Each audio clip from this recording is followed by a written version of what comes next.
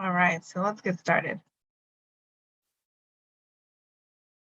Okay, so welcome again, everyone. My name is Andrea Kennedy, and this is our Landlord's Rights and Responsibilities webinar. And we'll be focusing mostly on the Mountain View's CSFRA rent stabilization law.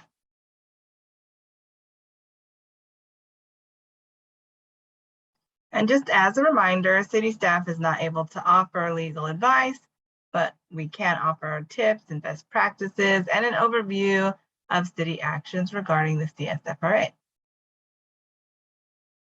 So this is our main staff here with the CSFRA Rent Stabilization Program. My name is Andrea Kennedy. Anki Van Dersen is our program manager, and we also have Patricia Black. So I think most of you know, but as just a quick little background, the CSFRA is a voter-approved measure that is meant to stabilize the community by reducing housing turnover in certain rental units. And it does that in three main ways: stabilizing the rent, so setting the rent increase for the year, providing eviction protections, and ensuring a fair rate of return for property owners on their property. So we are going to be talking about the CSFRA, or the Community Stabilization and Fair Rent Act. And so most rental apartment buildings in Mountain View are covered by this. So it's generally 3 or more units on the property. There are some one-offs here and there. So if you have any questions, if your property is covered, go ahead and type it in the Q&A or the chat, and I can check on that for you. So there's 2 types of coverage. We have fully covered units and partially covered units. Our fully covered units are those that are built before 1995 and have 3 or more units. And these fully covered units have to follow both the rent stabilization and the eviction protections part of the law. It's similar with our new mobile home rent stabilization ordinance as well.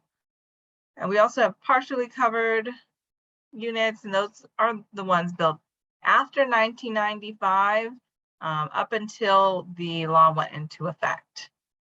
And for those, only the eviction protection part of the law applies. But again, the majority of our units in Mountain View are fully covered. All right, so there are some exemptions. So we'll look at this chart here. You can see those units built before 1995, they have to follow all pieces of the law, the rent increase, the just cause eviction, and the rollback needed to apply. Those between February 1, 1995 and the effective date of the law, it's just the just cause evictions. And those that are built after the law went into effect are fully exempt from the CSFRA. Other types of properties that are exempt are single-family homes, condos, companion units, duplexes, any hotels or motels, hospitals or sort of medical facilities, or the government or subsidized properties. So I also wanted to mention that if you have a property that is covered under our rent stabilization law, you are required to register your property on our database, and you can do that at mvrent.mountainview.gov. You do have to register once a year. Registration is due every February 1st of each year. And so you can do quite a few things on the portal, the online portal. You can manage multiple properties if you have more than one. Update any owner or manager contact information. You can apply for any rental housing fee exemptions. You can also submit some required notices, which include termination notices, banked rent increase notices, tenant buyout agreement forms, and also the newer one that's not listed on here, but it's termination notice follow-up. So if a tenant moves out because they receive a termination notice, or if you serve any UD paperwork, you also want to notify the RHC, the Rental Housing Committee, by uploading that those documents online as well.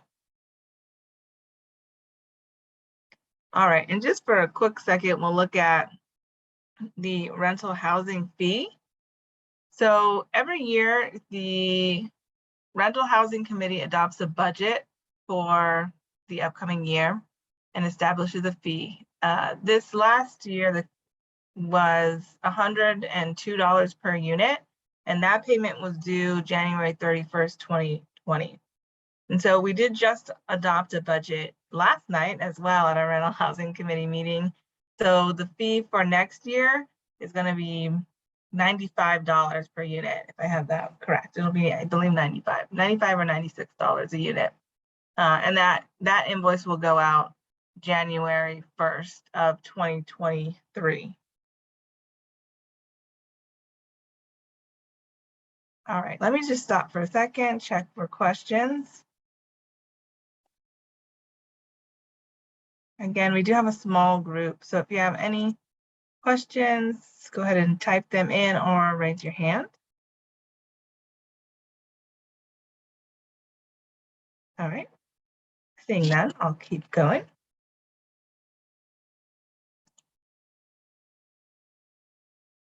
All right, so we have different levels, of laws that govern our tenant and landlord rights. So federal law, which looks a lot at sort of fair housing and sort of civil rights, banning discrimination and protected classes of people. There's a Fair Credit Reporting Act that protects what type of information landlords have access to when accessing people's credit reports and credit scores when we're doing our background checks. We have state law that is similar in some of its fair housing and discrimination laws, but we also have here our statewide tenant landlord law. So whenever our local law is silent on something, we refer back to our state law here. And there is a really nice tenant and landlord handbook. If people don't have it, we have a link to it on our website. But we'll also be talking a lot about our local laws. Since Mountain View has passed the rent stabilization law, we will follow our local law for the majority of this webinar and while we're governing our tenants and our rental properties. So we'll look at the CSFRA, and we'll also touch very briefly on the Tenant Relocation Assistance Ordinance. And that just comes into effect if there are certain types of terminations, like a property is going into redevelopment, or maybe there's an owner move-in and the tenant needs to be relocated to a different property, or they're just displaced from their unit. All right. So we're going to touch on sort of different buckets or different sections of tenancy. So we'll look at before you're getting a tenant in the unit, while the tenant's there, terminating the tenancy, and once the tenant is leaving. Okay, so first let's look at this pre-tenancy. So we'll start off with the screening process. All right, and of course, we know for our landlords, this is a very important process. The better you screen your tenants, hopefully you have a high quality tenant that really works out for you. So the things that you could check for, credit worthiness, you want to look at rental history, you can check past evictions, you want to look at income, but you do have to be very careful to follow a lot of our fair housing laws and not discriminate. So you'll look at things like the names and ages of the occupants, their phone numbers, look at any prior addresses. You can ask for a copy of their pay stubs, bank account information, because you want to find out if they're going to be a good tenant for you and make sure that they pay their rent on time. But things that we're not looking at are immigration status, familial status, like if they have any children under the age of 18. We don't look at ethnicity or medical information or copy of bank statements.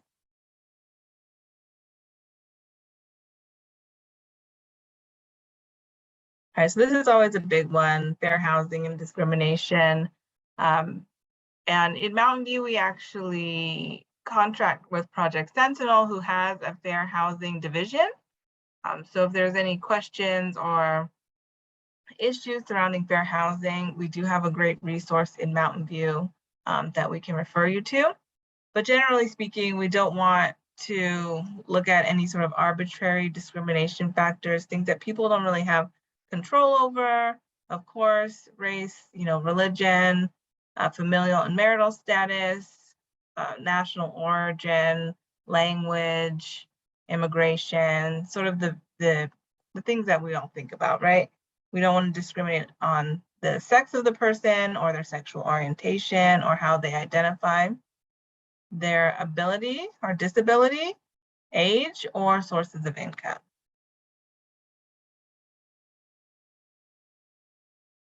Okay, so now let's look at rental agreements. So of course, our lease is one of the most important documents we have with our tenants. And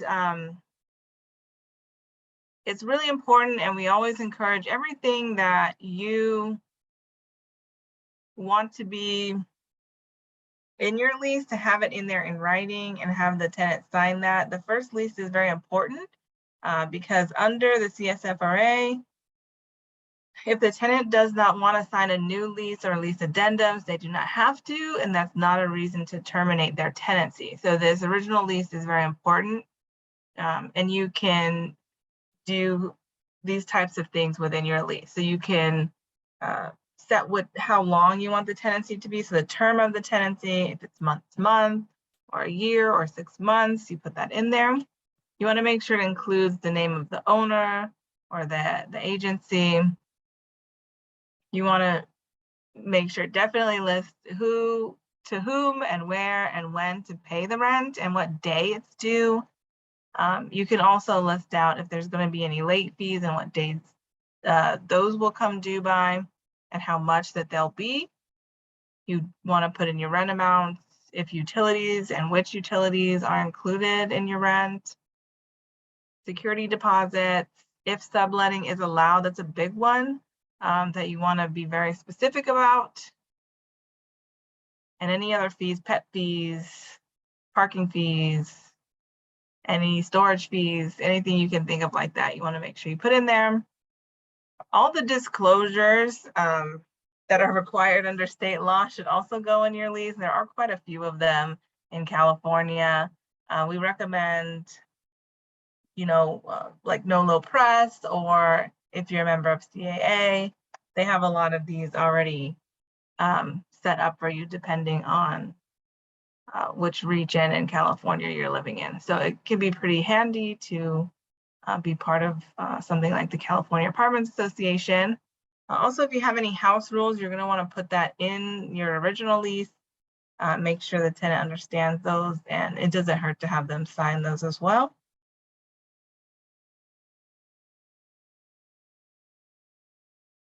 And a big reminder, of course, which we know the tenants cannot waive their rights through signing the lease. So regardless if you put something in the lease, if it goes against the law, any of the laws, federal, state, or local law, tenants cannot waive their rights by signing the lease. So just as an example would be maybe if there was something about rent increases in there and that were over what the local CSFRA law allowed, the tenants cannot waive their rights to being protected by the rent limits. Okay, any questions about any of that? Oh, I see something. Are we required to allow month-to-month lease, or can the tenants to be on a termed lease? Okay, so are you required to have each of your leases be month-to-month, or can you do like a 1 year or 6 months? You can definitely do a termed lease when you sign your lease, and you can ask the tenant to renew that each year. As I said, the tenants are not required to sign new leases after that initial lease. So if, for some reason they choose not to, it would just automatically roll over into a month-to-month lease. But you can do a term lease when you initially have the tenant into the unit. And from what I've seen just in experience, most tenants will re-sign the lease after 1 year to do another year. The only reason I've seen people be a little bit wary or cautious of re-signing a lease is if any of the terms in the lease have changed. But if that's not the case, then most of the time I see people re-signing their leases for whatever the term is.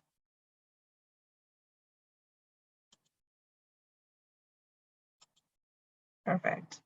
Let me check my hands. No hands, okay. Okay, so let's talk about during the lease. And we're gonna start off with rent under the CSFRA. So rent and rent increases. So under our local law, let's talk about what's included in rent. So we have what we call first the base rent, and the base rent is the initial rent at move-in. So this includes the rent that they're paying for the unit, but it also is going to include any of those fees that we were talking about. So parking fees, pet fees, storage fees. It'll include utilities and other housing services. So if you have like a fee for like a common room, that would be included as well. And so that's all bundled up in the definition of rent. So when we're increasing our rent, we're looking at that whole number there. And so what type of rent increases are allowed? So we have our yearly rent increase, which we call the AGA, which means the annual general adjustment. And that's the one we release every summer. So we've just released our rent increase for 2022. We also have the ability to increase the rent by doing a landlord petition, or there are banked rent increases, and that we'll talk a little bit about in a second. So the only thing not included in the definition of rent would be your deposits. And so your security deposits, or if you have a pet deposit. So not the pet fee that happens every month, but a pet deposit. So these cannot be increased. Once you collect your deposit, that is what it is. So if you have a tenant in and say a year or so later, they want to add a pet, you can't charge them a pet deposit because that would not be allowed under the CSFRA or for any other fee. So it's not considered to be rent and it cannot be increased.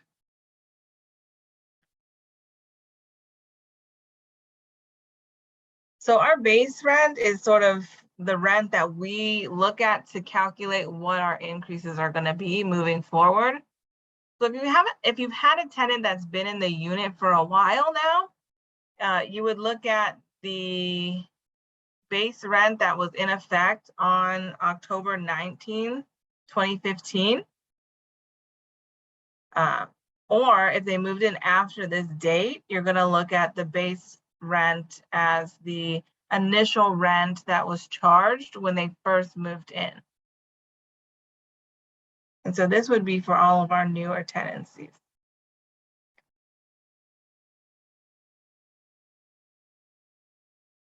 So this is a little look back. I didn't go all the way back in years, but since 2019, you can see what our allowed rent increases have been. You'll see number 4 is our current AGA, our current rent increase amount of 5%.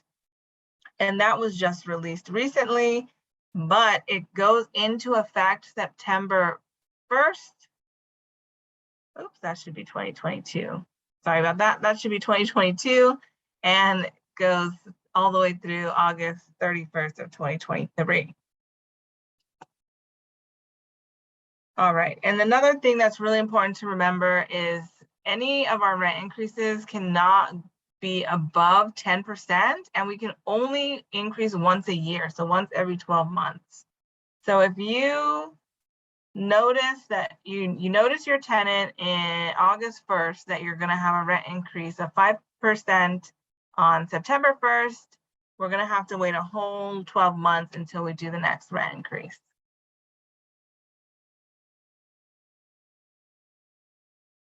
So the other thing that is allowed,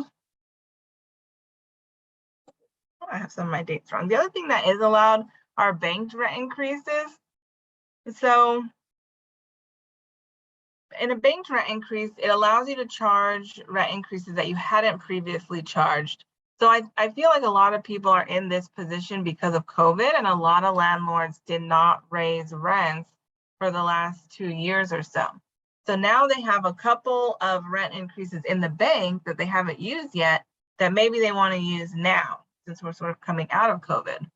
So let's look back here. So let's say you didn't apply this 2% rent increase, and now you have this 5% rent increase. So let's say if you wait until September 1st to apply the rent increase, you can actually do the 5% and the 2%, and that's 7%. So as long as we don't go over that 10% increase, we're okay. So if we hadn't done all of these rent increases and now we want to add all of them to our tenant, we would have to actually max out at 10% and save the rest for next year as a banked rent increase, if that makes sense.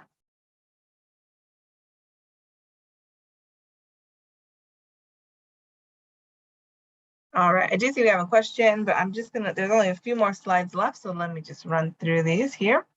There are some noticing requirements for rent increases. So if you're giving the one rent increase, you want to give at least 30 days notice to your tenants. You can always give more, but at least 30 days before the rent increase goes into effect.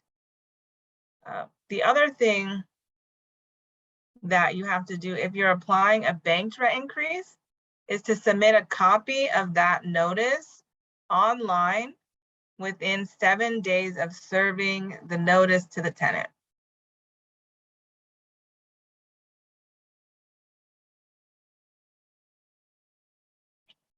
Okay, so we do have vacancy decontrol as part of our rent stabilization law. So when can you raise your rent back up to market rate?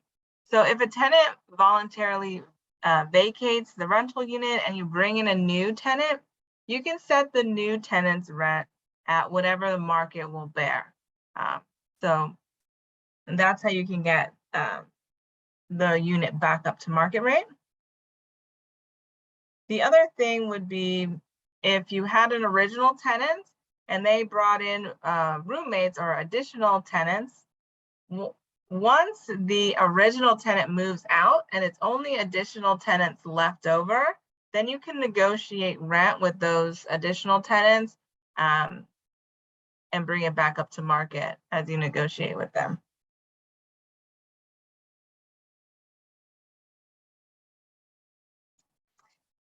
All right, so let's look a little bit about who's allowed to live in a unit and talk about when we can raise our rents.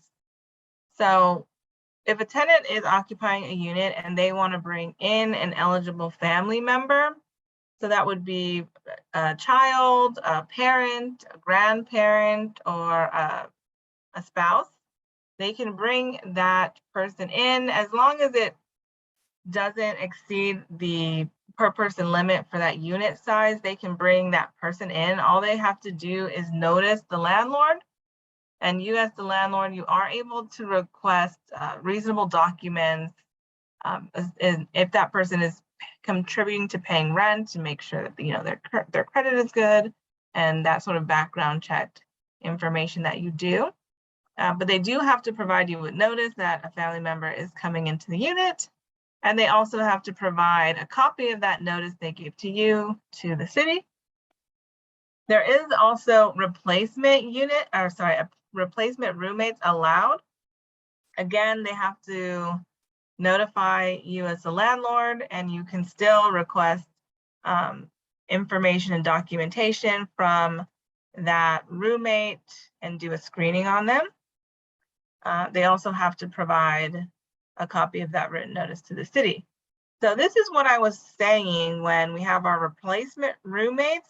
So if you had, for example, an original roommate and they had a roommate and they were both on the lease, and then this roommate B, moved out, roommate A can replace them 1-for-1, and that's okay. So they can do a replacement roommate. But if roommate A moves out and another roommate comes in, these are both now replacement roommates, and we don't have any more original roommates left. And then you can renegotiate rent and set it at market. Otherwise, as long as there's an original roommate, we have to continue to follow the allowed rent increase amount, if that makes sense.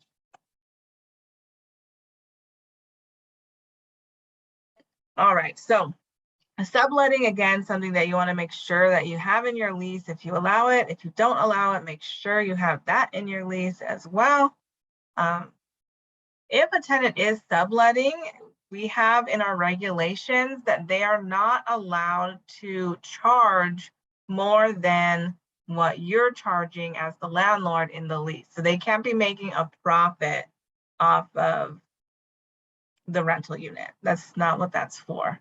And they also have to disclose the rent and the terms if you request it as the landlord. So that way you can be sure that that's not happening.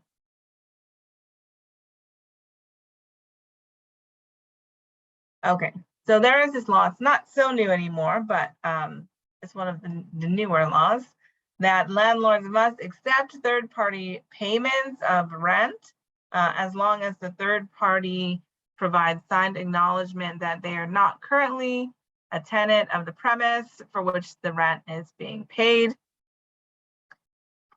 And so that way the third party would not create a new tenancy. Okay, then we'll talk a little bit about petitions, but let's pause here. Question.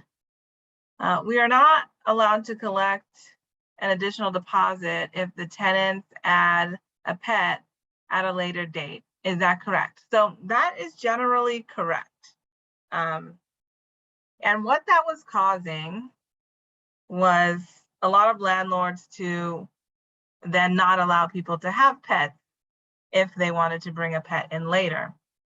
So I'm going to talk a little bit about this option. It leads perfectly into what I'm talking about for petitions.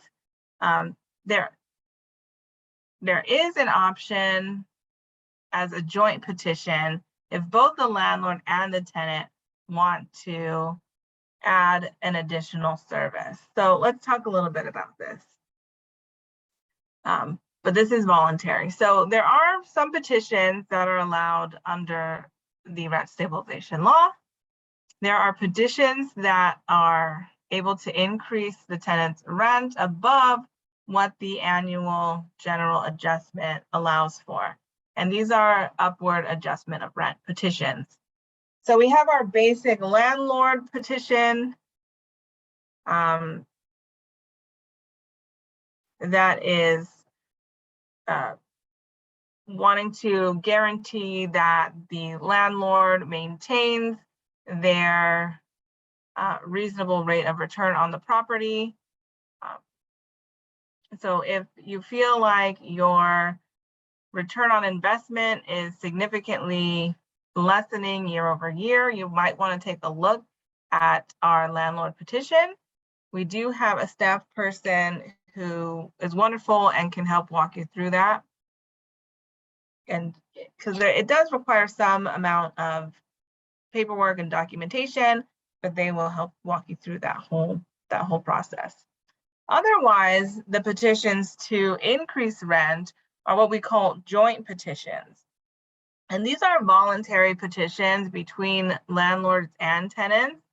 And if the tenant wants additional services, but they otherwise wouldn't be allowed under the law, they can ask the landlord to come into a petition with them and say, hey, I'm willing to pay this amount of money either as a one-time fee or an additional amount per month if I get this additional service.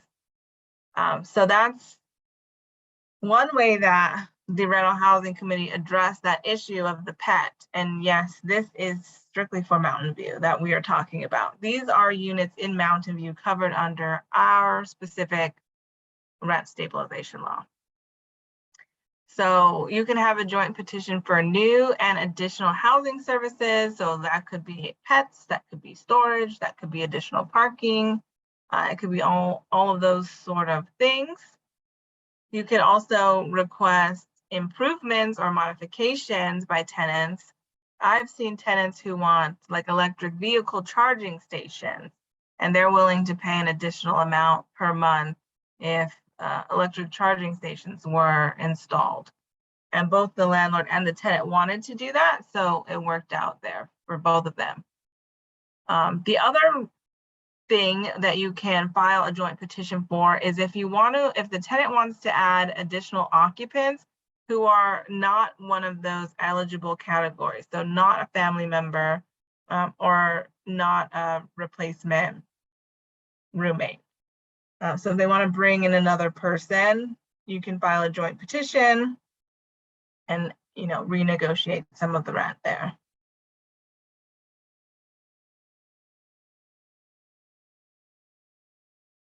We also have tenant petitions.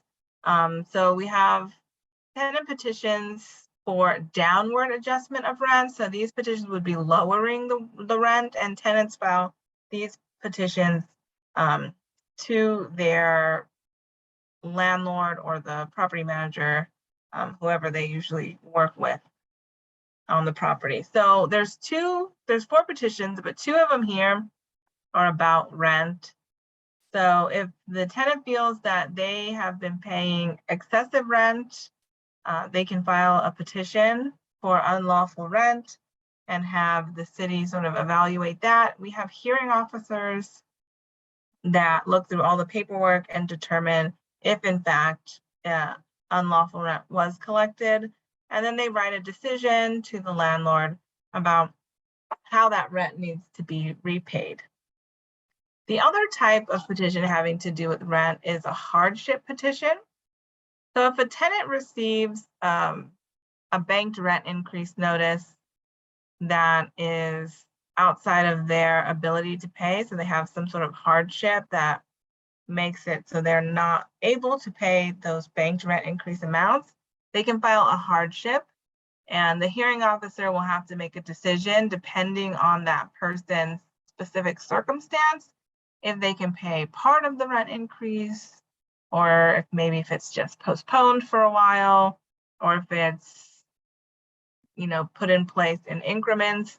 That's something the hearing officer will decide. I do want to be clear that hardship petitions are only looking at banked rent amounts. So if you are applying the current AGA and the banked rent increase amounts, the current AGA will always go through. The hearing officer will only be considering the banked increase amounts, so the ones that were saved from previous times. The other type of petition are what we call petition B for downward adjustment of the rent. So if a tenant claims that the property has not been maintained and it's not habitable or it's not kept up to code, they can bring a petition for that.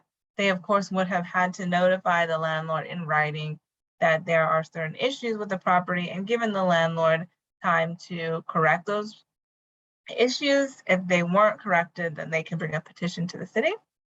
Or we have a decrease in housing services or maintenance. So maybe there was a swimming pool, but then it got filled in, or maybe there was washing and drying machines, and those got removed. Any sort of decrease in services, a tenant can petition to have their rent lowered based on those services being removed. Okay, so that's a lot about rent. Any questions about that or petitions? Okay, question here. What amount of time needs to pass before a tenant can file a petition to lower rent for failure to maintain? Good question. So generally it's 30 days. So they have to give you 30 days to respond and try to solve the problem. If it's a very complicated problem, after 30 days, they can still file the petition, but the hearing officer will take all of that into consideration if the landlord is doing their best to get the problem solved. But yeah, generally 30 days, they have to inform you in writing. And then after they do that, they can file the petition with us.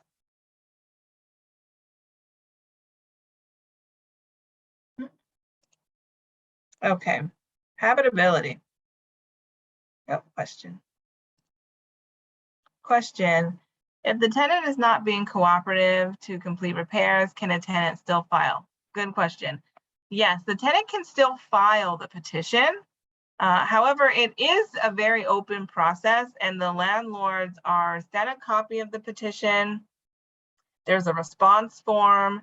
They can respond in writing and provide their own proof and documentation and be a participating party in the petition as well. And so there are pre-hearing calls with the hearing officer where the landlord can participate and provide their documentation and their backup saying, hey, look, I really am working with the tenant here, I'm trying. And then the hearing officer takes all of those things into consideration before making a decision. So it's definitely open for participation on all parties. It's not a one-sided process. It's just one party brings the petition to the city. And vice versa with the landlord petition. The landlord brings the petition, but all the tenants can also participate in the process as well. So it goes that way for all petitions.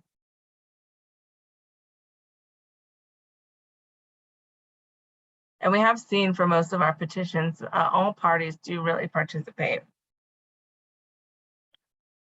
All right, any other questions about the petitions? And we do have some we have some open office hours that I'll talk about a little bit later. If you're more interested in the process or you have just very specific questions, we can take a deep dive into your situation at that time as well. Yeah, we'll definitely send out a copy of the slides for today and a copy of the recording, especially because I do know that it is a lot of information. So, all right, so habitability. Let's start there. So there are both state and local laws. The state law says an implied warranty of habitability, and it defines certain standards that the landlord has to meet for habitability and various codes for health and safety. And then our local law provides clarity and detail about what those habitability standards are. And our department works very closely with the multifamily housing department and our inspections team. So those are the people, they're part of the fire department, but they go out every few years and inspect your properties and maybe inspect internally 1 or 2 units. If the tenant ever comes to us and requests an inspection, we connect them with the multifamily housing. So you probably know them pretty well.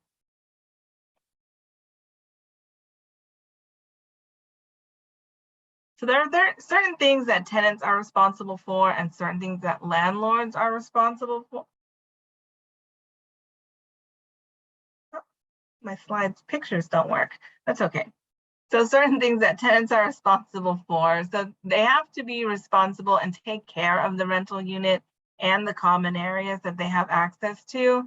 And if there is anything that goes wrong, it is their responsibility to promptly notify the landlord that there is a problem, and so that the landlord has the opportunity to correct it before even more damages happen. They're also responsible if there's any damages caused by them or their children or their guests or their pets, they would be responsible for those damages. That's part of the reason why the security deposit is charged. However, sometimes that does not cover the cost of the damages. So if that's the case, the landlord would bill for those types of damages.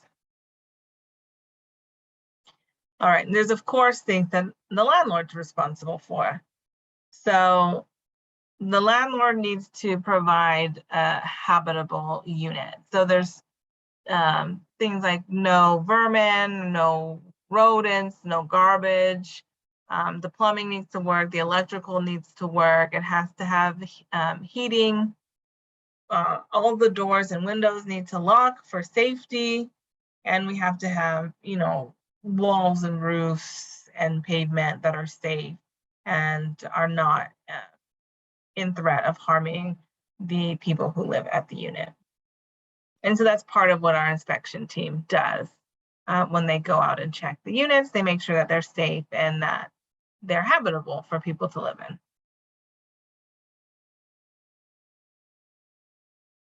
All right, so our recommendations, of course, are performing the walkthrough inspection. So you definitely want to do it at the beginning and at the end of the tenancy.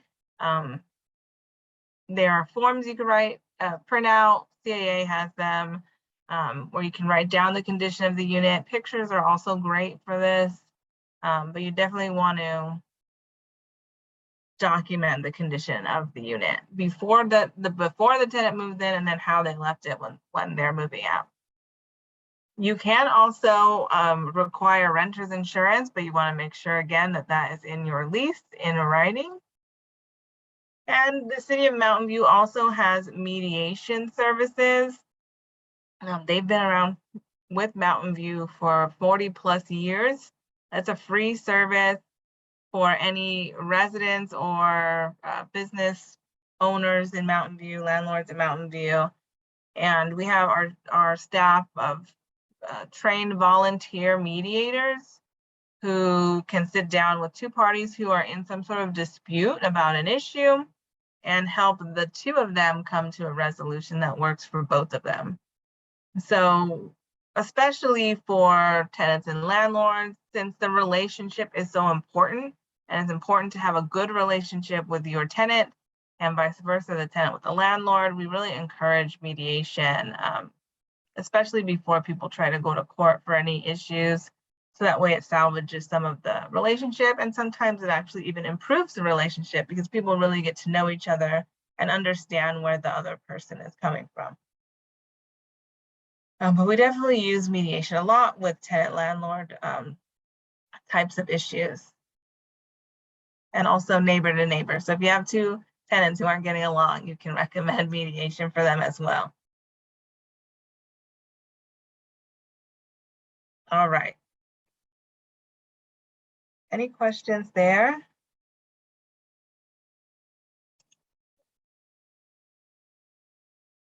All right, I'll check hands. I don't see any, so I'm going to keep going. So we'll quickly touch on right to enter. All right, so let's talk about lawful entry. So a landlord can enter their tenant's unit, but it needs to really be only for necessary or agreed upon repairs or services that are allowed for the inspection. So you can also write into your lease if you do some sort of like annual fire detector inspection or something like that. And so that would be a reason you can go in there. Or of course, if there's something that needs repair that the tenants let you know, you need to enter their unit for that. However, you need to be mindful of the 24-hour written notice that is required. So the notice needs to specifically state the time and the date and the purpose that you're entering into the unit. The only time you don't have to do this if there is an emergency, something like fire, flooding, earthquake, some kind of emergency where there's no time to do that type of noticing. All right, but you do want to be mindful, of course, that you are entering during normal business hours if you're giving this 24-hour notice for one of these types of inspections or services. Okay, so the tenant does not have to be present for you to enter the unit. As long as you're giving the notice and stating the purpose of the entry, they can't deny you access to the unit. So failure to give access is actually one of our just cause reasons to terminate a tenancy. So if they're denying you access to the unit after you've done all the right steps, you can terminate them, but you first have to give a notice to cease. So you have to, and we have a template for this on our website as well. You have to state exactly what the reason you're giving the notice to cease for, and then give them a certain amount of time to fix the problem. So if they were denying you access, give them time to allow you access to the unit before you can actually serve a termination notice. All right, so before we talk about termination notices, I see a question. What are considered business hours? So I don't think it's specifically defined, but plus or minus a few hours of a 9 to 5 would be considered normal business hours. So it's really just trying to protect people from entering the tenant's unit at really inappropriate hours in the wee hours of the night or early morning.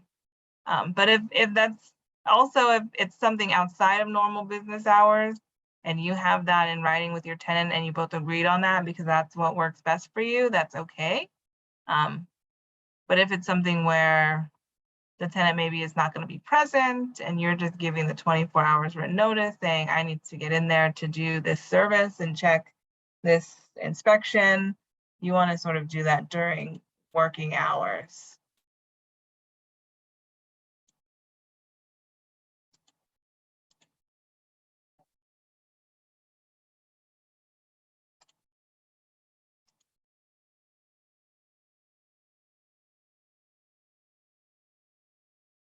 Okay, termination of tenancy. So let's go over now what are landlords' rights under the sort of just cause eviction protections part of our rent stabilization law.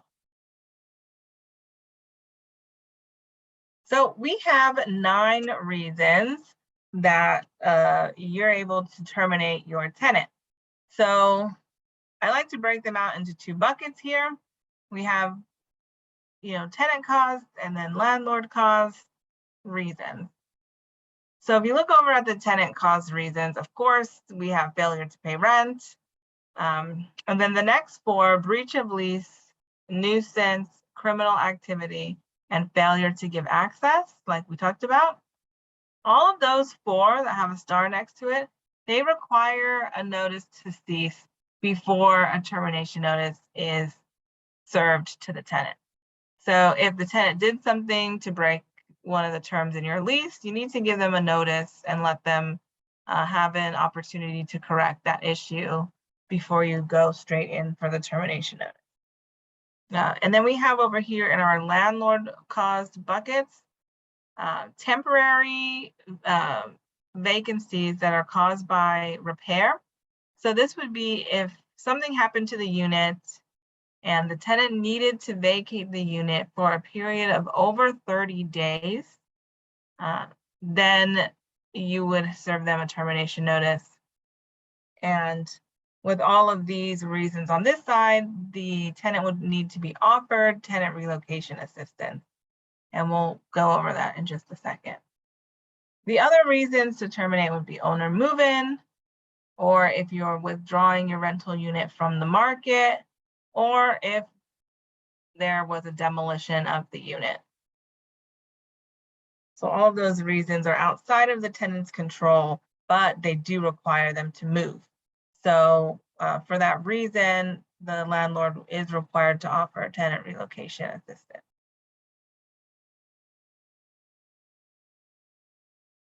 All right. So if you do serve a termination notice, you do also want to serve a copy to the rental housing committee within 3 days of serving it on your tenant. So be sure to do that. But if you do that and you are required to take the next step and actually go through the eviction process and the court process, it looks a little bit like this. So you'll serve the notice on the tenant over here, and you'll give a copy to the rental housing committee. And then you want to go ahead and file your UD paperwork, your unlawful detainer paperwork. The tenant has a few days, I believe 5 days, to answer that court paperwork. If they do answer, if they file an answer to it, you will be scheduled a court date, and then you would and the tenant would go to court and meet in front of the judge, and the judge would issue a ruling. However, if they do not answer, it just goes straight into a default judgment where there's no court hearing, and the tenant doesn't have an opportunity to present any evidence, but the judge will just make a judgment. And if the outcome is that the tenant needs to be evicted, the sheriff then will put the eviction notice on the tenant's door, and they can perform the lockout for you. So it is required that if you're doing an eviction, you do go through the court process. No, there are no sort of landlord-initiated constructive evictions allowed. They are illegal. So you can't do something like change the locks on a person just so they don't have access to their unit. That has to all go through the formal UD process, and the sheriff has to come out and do the eviction. You can't cut off the utilities. You cannot harass the tenants physically, or set up some sort of barrier to not allow them to enter the unit, or you can't let the unit fall into disrepair so that it's not habitable, so the tenant can't live there anymore. Those types of things are illegal. So let's pause there, see if we have questions. So we have a question here. If a tenant corrects their violation but continues to violate various terms of the lease, how many violations do we have to serve in order to terminate their lease? So if the tenant breaks the lease and you serve a notice to cease on the tenant, but they correct that issue, then you wouldn't be able to serve a termination notice for that issue. However, of course, they can break more than one term on the lease at a time. So you can serve a notice to cease with, different violations spelled out, but you want to be just very specific. And what I've seen in the past landlords do is be very specific with the date. On such and such date, this event happened, which, violated this clause in the lease. And they have lines for each of the times that this happened, or for each violation that occurred. So you can be very specific in that way. And if I'm understanding your question correctly, if they don't correct those things in a reasonable amount of time, depending on what the violation is, then you can go ahead with the termination notice. I hope that makes sense. Does that answer your question? Okay, good. Yeah. Yeah, the more specific, really, the better. Especially if you have either yourself, if you're living there, or if you have a property manager on site, have them write down the time and the day and the circumstance that's happening. I've seen people putting even in quotes, so-and-so said this to me, the police were called, they said this is what the issue was, and just very detailed and very specific. All right, let's talk about noticing. Okay, so some of this is based on state law, and then some of this is based on our local rent stabilization law, but these are your noticing requirements. So for termination notices, there are different dates that are required. So 3 days if it's failure to pay rent, 30-day termination notice if the tenant has lived in the unit for less than a year, 60 days if it's over a year, and then the 120 days or the 1 year is when we have a property in redevelopment. So if you are planning to redevelop your property, it is a process that's highly guided by city staff. And so I'll help you through that process so you don't get confused with any of the noticing requirements or anything like that. So mostly you'll just have to worry about the 3-day notices, the 30-day, or the 60-day. All right, so on termination notices, you want to be, again, like we say, the more specific, the better. So you need to put the reason. It has to state which of the 9 reasons you're using to terminate the tenant. And if it is for one of the landlord caused termination reasons, you do need to let the tenant know in the notice that they potentially are eligible for tenant relocation assistance. All right, and so anytime you serve a notice to a tenant within 3 days of handing it over to them or posting it and mailing it, you need to upload a copy to your online database portal, and that is good enough for us as giving a copy to the Rental Housing Committee.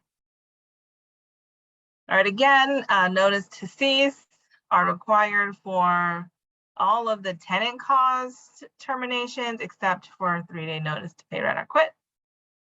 And so again, depending on what the violation is, you need to give the tenant a certain amount of time to correct the issue. You also have to provide the phone number for the Rental Housing Committee. And we have a template on our website, so all the required noticing and everything is already in there if you want to just use that.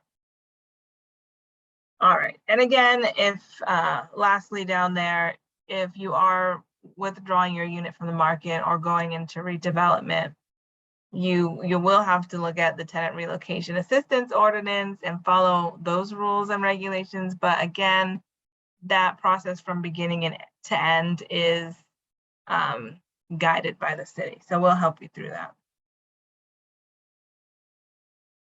Oh, and this is what I just talked about, so I won't go over it again, but most of us are just going to be looking at these 3, the 3-day notice, the 30 days notice, or the 60-day notice.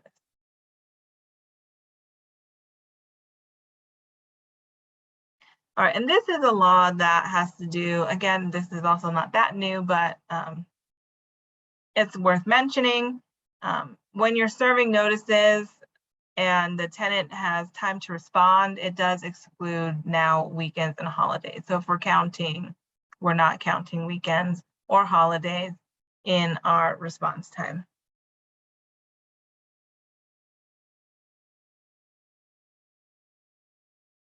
Oh, another interesting thing under our rent stabilization law is tenant buyout agreements.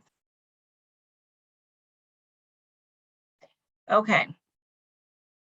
So a buyout agreement is basically an agreement where the landlord offers to pay the tenant some sort of money or another type of consideration in exchange for the tenant to move out of the rental unit.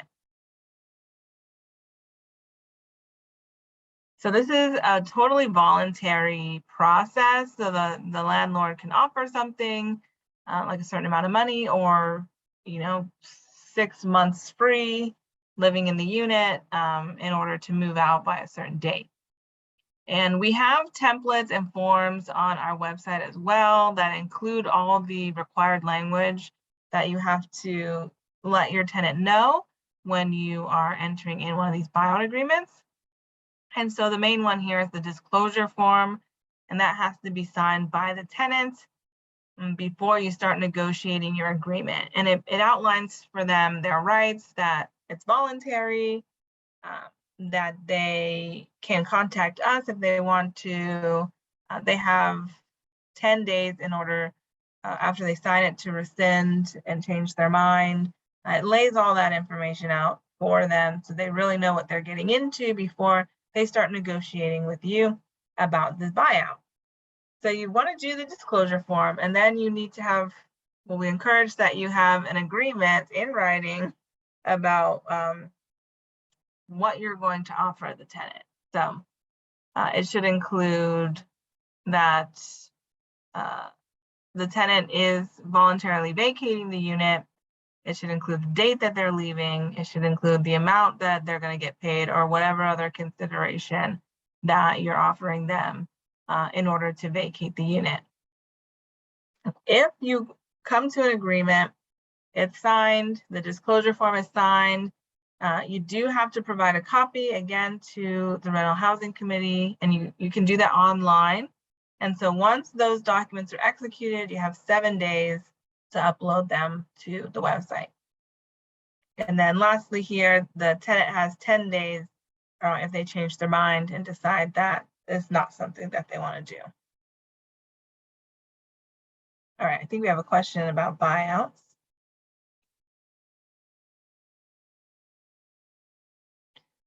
Question, can the tenant petition to rescind on the 11th day if they forget on the 10th day? The city does not have a process for that, so they cannot petition the city about the tenant buyout and rescinding the agreement. I suppose if they wanted to, they could try to get some sort of legal representation and go that route, but it's not a process that would happen through the city. And from all the buyout agreements I've seen, I haven't seen it happen, but that doesn't mean it cannot happen.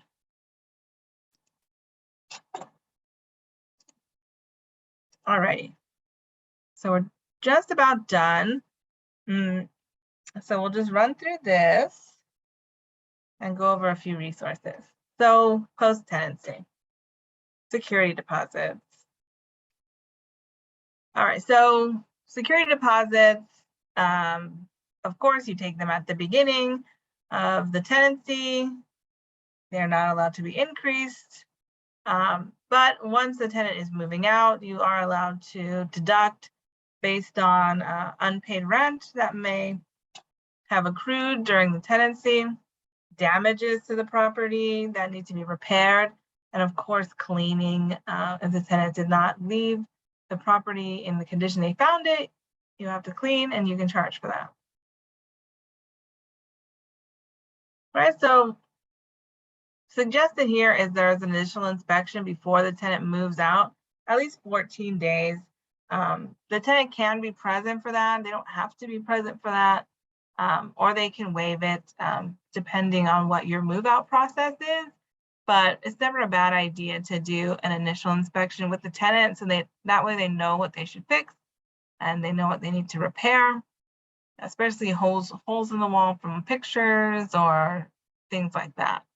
And then we have our move out, and then we have our final inspection that you do, and that's where you determine what things you need to deduct from the security deposit.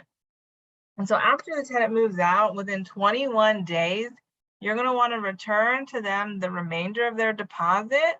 Also, though, you want to have a detailed itemized list of the deductions that you made to their original security deposit. And again, we always encourage the more things you have in writing, the better. And the more thorough they are, the better. We often also see, I'll just mention, we do see a lot of security deposit issues come up in mediation. So tenants reach out to us oftentimes disagreeing with the deposit, the security deposit and what was returned. And so they reach out and try to do mediation with the landlord to sort of meet somewhere in the middle on those issues. And again, so the more documentation that you have of things, pictures, videos, itemized lists, the more prepared, and then just the more documentation you have for your point of view. Okay, very quickly, I'll look at tenant relocation assistance. And so this applies again to our sort of landlord cause termination reason. So if the tenant needs to move out for necessary repairs, or an owner move in, or if the unit is being withdrawn from the market or demolished, then we must offer tenant relocation assistance and first right to return back into the unit if it goes back on the rental market. So tenants must income qualify for tenant relocation assistance. If they do income qualify, they get a refund of the security deposit, minus any funds it takes to bring the unit back up, to do any repairs or to do any cleaning. They also have, this is a little outdated, they also have, it's now unlimited subscription to a rental agency, and that can help them find another house to move into. So that's what the rental agency will do. And as far as money goes, they get 3 months of rent for a similar size unit in Mountain View. So if they're in a 2-bedroom, we look at what 2 bedrooms are going for in Mountain View, and they get 3 times that amount. And if they have anyone in the house who is a senior, a minor, or disabled, they get an additional, I believe the amount right now is $8,100 and something on top of the 3 months rent. So that's for our tenant relocation assistance. Also, if the tenant is required to move out because of one of those 4 reasons, they have the first right to return back into the unit if it ever goes back on the rental market. So if they're terminated and the same unit is returned, the tenant has to let us know before they leave that they're interested in coming back, and they have to provide us forwarding addresses. And if the unit does in fact go back on the rental market, the owner is obligated to inform the city, and then the city tries to locate the tenant and get them connected back into that unit. Okay, so up to 10 years is as long as the first right of return lasts.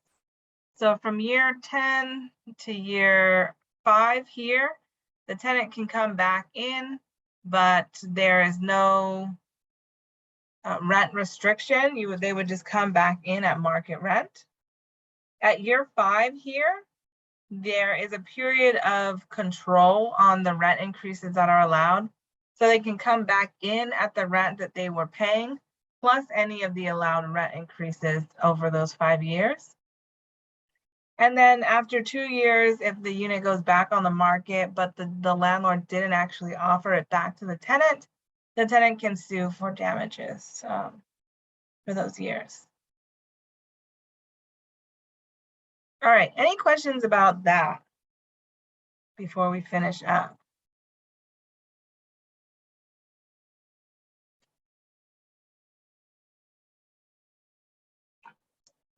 All right, I don't see any, so let's go ahead.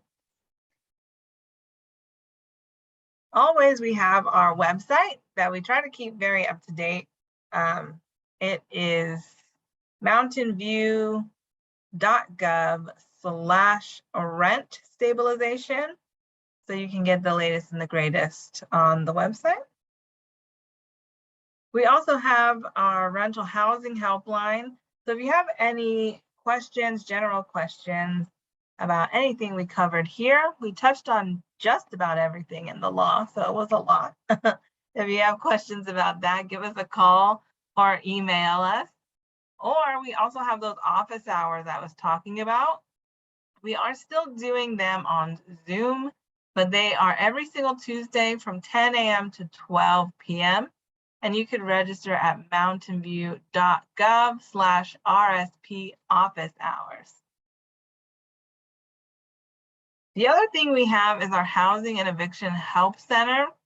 We do this twice a month, every first and third Thursday at the Mountain View Library from 1 to 5 p.m.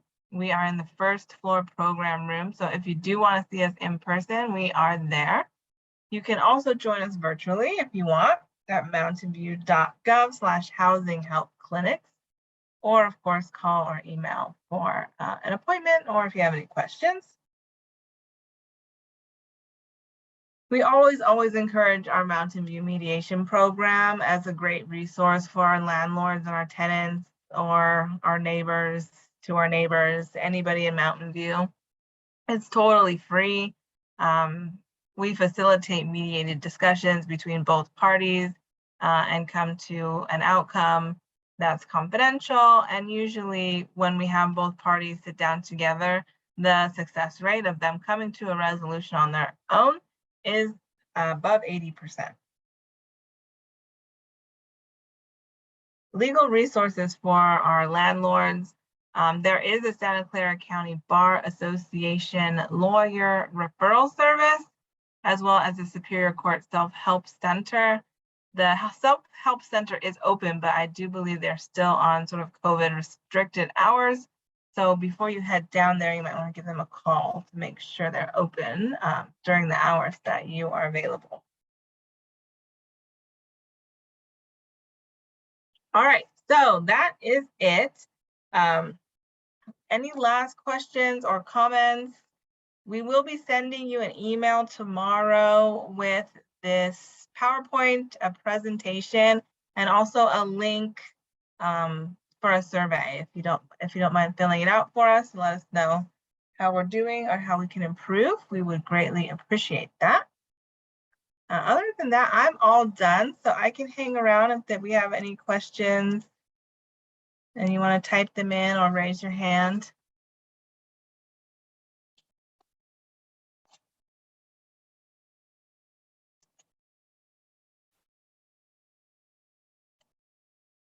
All right, I don't see any, so I'll go ahead and let you go. I really appreciate all the questions. That's always great, being able to answer some questions and getting to know sort of what you all are having questions about, so we can tailor our presentations to that in the future. So really, thank you for participating, and thank you for taking the time out to join us this afternoon, and hope that you contact if you need anything. Otherwise, please try to stay cool in this hot weather. All right, have a great one. Bye.